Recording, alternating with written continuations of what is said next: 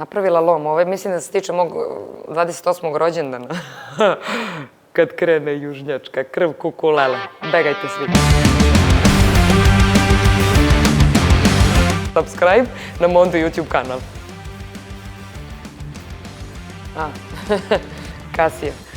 Moje ime je Dragana Kasija Mićalović. Kasija je zapravo mene kao Draganu Mićalović onako nekako najviše podigla i ubacila u javni svet i po tome su nekako najviše ljudi počeli da me prepoznaju. Skoro su me zvali sa jedne televizije da mi kažu da se u poslednjih 4 godine, koliko zapravo i snimam tu seriju, koliko dece je dobilo ime Kasija zbog mog lika. Kaže, moja mama bila je Kasandra i sad je Kasija. Pa ovde moram da ispravim. Obožava svoje sestre. Nešto najvažnije i najbitnije u mom životu. Naravno i moja majka. Ali njihova podrška i to da one nisu takve kakve jesu i da nisu to šta jesu i da nisu moje. Smatram da moj život ne bi baš imao nekog preterano velikog smisla. Boba meni jeste uzor od malih nogu što se tiče svega.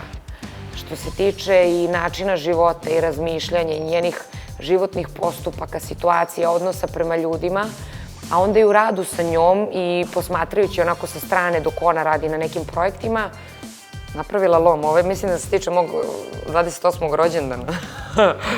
Kad krene južnjačka krv kukulele. Begajte svi. Pa, to je Leskovac kad proradi iz mene. Uglavnom radi često. Uglavnom kad kratim akcente. Majka. Sveća. Žalim se.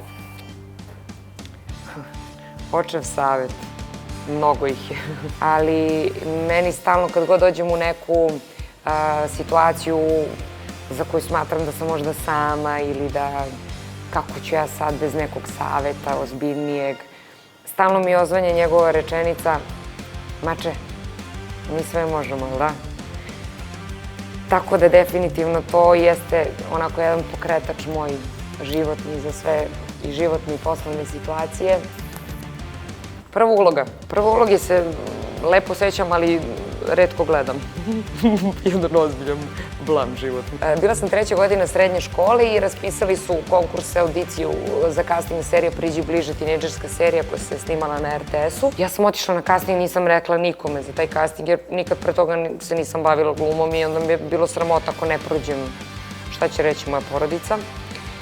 Međutim, desilo se, prošla sam, čak tatu kad sam zvala, tata je bio na predstavljanju i rekla sam mu: tata, dobila sam ulogu, čak i prekinuo vezu.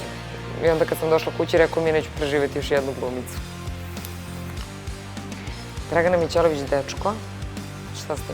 A šta googlate dečko? Dobro je da ste googlali dečko, da niste googlali devojka.